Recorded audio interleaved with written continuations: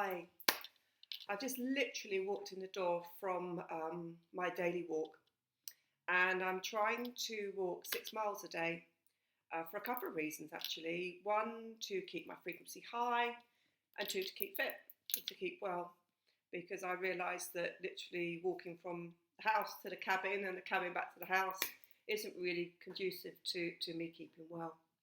And also my mental well-being as well, because as we know that even as light workers, we're continually working on ourselves, we're continually working on things that are coming up that we need to clear, accept and release. And I had the most fascinating walk today because I tuned in very much to the frequencies that some of my clients have been presenting with.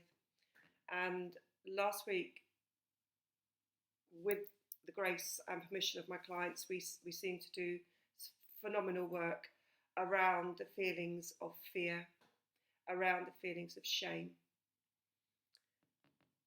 And on reflection, after we've managed to heal, locate, release, acknowledge, and have the courage to move forward, it made me understand very much about how we stay within our negative thought process and how that manifests to us, as I've said before, the negative response system from our 3D world. And I'm going to post on my Facebook page very shortly the quantum physics fact around the frequencies of emotion and what happens when we hold on to those frequencies and what frequencies we need in order to actually manifest everything that our hearts desires from a place of love and acceptance. And also moving from the place of polarities and moving into a place of what I call neutrality, which means that actually we're not aiming to be sitting in a place of love, because even when we're in a place of love, we can hurt and we can receive hurt. But when we come into a place of neutrality and when we come into a place of acceptance, then we're able to deal more positively with the 3D emotions that we've chosen to experience. And looking at the quantum physics and the emotional responses, we very much need to be working at a rate or a frequency of around 650. And it's very similar to tuning into your favourite radio station before we went digital.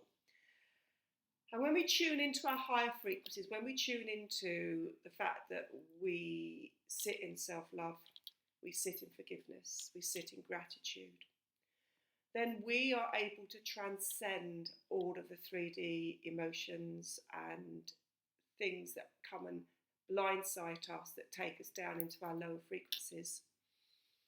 And the more we feed into fear, anger, abandonment, loneliness, the more we're able to hold on to it, the more we're able to feel comfortable in it, because that is a feeling that resonates with us because our frequency has dropped, or as I say, our timeline has dropped.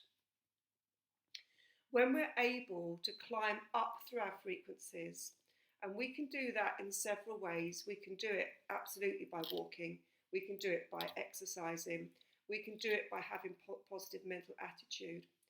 But we can't do those things before we actually identify what it is we're trying to shift and move to and what it is we're trying to resonate with. So posting the frequencies, I think, is the first part of understanding actual scientific proof and study that each emotion has a frequency. As you know, I always say, my true belief, and through the work I do with my amazing clients, every illness has a negative emotional start point, because of course we are all energetic beings, we are all pure energy that just happens to vibrate a frequency that gives us a physical manifestation. We are all avatars. We simply have chosen the programs that we drop into our avatar and that are played out in the world around us. And if we step back from being so triggered by the program that we're all involved in, we understand that actually it's a program of fear and control. And fear and control sits at the very lowest Hertz frequency of emotional triggers. So I'm hoping that that maybe has given you a little bit of food for thought. Um, have a look at what I'm going to post to see how it sits with you. Then start understanding, where do I need to go in this moment, in this now moment? What emotion am I holding on to?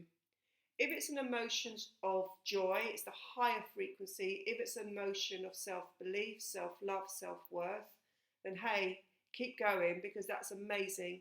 And when you're at that frequency, it comes out and other people are drawn to you, and you can share your knowledge, you can share your love. If you're sitting in the lower frequencies of fear, of self-sabotage, of not believing in self, of not being worthy, try and locate, where is the first time that you had that emotion. We very much do that with the timeline work I do with QHHT.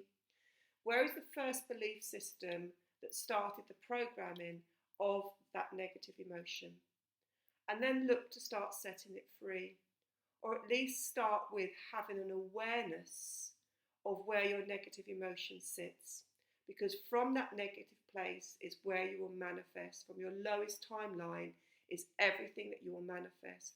Not being able to hold on to money, not being able to create opportunities, not being able to push your business forward, not being able to have the correct healthy relationships, not only with other people, but also with friends and family.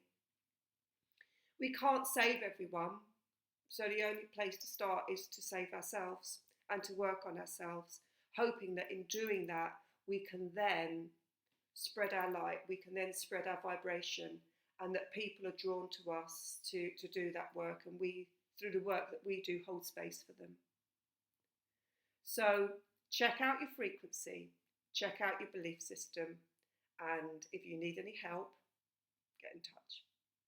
So much love. So much love. Thank you.